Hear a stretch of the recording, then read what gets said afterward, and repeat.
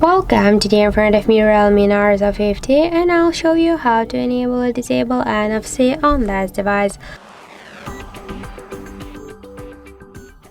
So let's just first open the settings application, and after that tap here on the connection in sharing, then click once on the NFC switcher, and now NFC is activated. We can here switch the contactless payment if you have more apps. I just have only the Google Pay here, and if you want to turn off the NFC, just click here once again on the switcher. Also, we had a second way how we can do that. Just first open the notification panel, and somewhere here on the top bar you should find the NFC icon. In my case it's here. Now just to activate the NFC, click only once on this icon, and to turn it off click on the icon again. And that's it. Thank you for watching, and if you find this video helpful, don't forget to leave a like, comment and to subscribe our channel.